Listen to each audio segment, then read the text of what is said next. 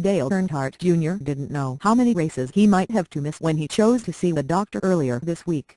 What he knew is that he couldn't afford to hit his head again in another wreck. For that, NASCAR should be thankful. It should be thankful that its most popular driver, who will miss at least the next 2 weeks while recovering from a concussion, is not taking the chance on suffering another concussion or a more severe injury. But this isn't a time to celebrate the fact that one driver "thank you for trying" verbose. This recording will go away once the product has been purchased. Was brave enough to step forward and do the right thing when it comes to concussions. This is a time to worry and to wonder. How many other drivers have raced with a concussion?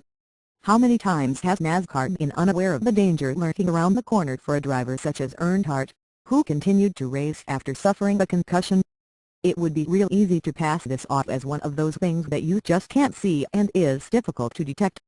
While everyone could tell that an accident a big "thank you for trying" verbose. This recording will go away once the product has been purchased. One was about to happen on the final lap at Talladega. Concussions are not always noticeable. As Earnhardt said, in many ways, he feels fine. He looks fine. And, according to his doctor, his medical examinations didn't show signs of a concussion on various neurological tests and an MRI. Still, something stinks about this whole episode. It's tough to stomach.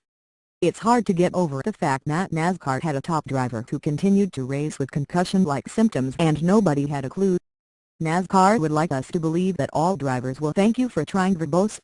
This recording will go away once the product has been purchased. Follow Earnhardt's lead and seek medical treatment when needed.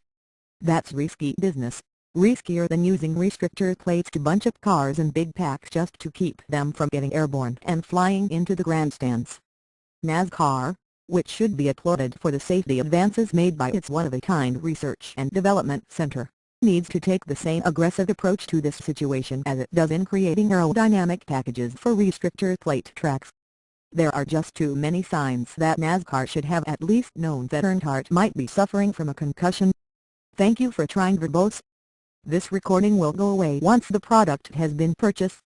Earnhardt revealed Thursday that his first wreck during a tire test at Kansas Speedway 6 weeks ago registered 40 Gs of G-force and that he was cleared to return to the track after a quick check by a doctor in an ambulance. There were no follow-up examinations even though it seemed as if the entire garage knew Earnhardt had suffered an extremely hard hit.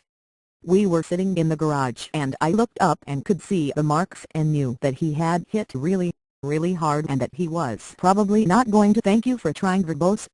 This recording will go away once the product has been purchased. "Be okay," said Brad Keselowski, who was at the tire test with Earnhardt. Apparently the 40G impact, which was measured by NASCAR's data-gathering devices, was not enough to set off any medical protocol, and according to experts, that is not enough to throw out the red flag. To be fair, in 2006, when Jeff Gordon had a hard crash at Pocono Raceway, his crash registered 64 Gs. When he was ready to walk out of the infield care center, NASCAR officials told him to stay and had him transported to a local hospital for "thank you for trying" verbose. This recording will go away once the product has been purchased. Further evaluation. No one did the same thing for Earnhardt. No one from NASCAR, as far as we know, went and checked on Earnhardt the week following the accident at Kansas. No one asked if he was having headaches. No one asked if he was experiencing any symptoms of a concussion. Earnhardt could have very well lied to them. But that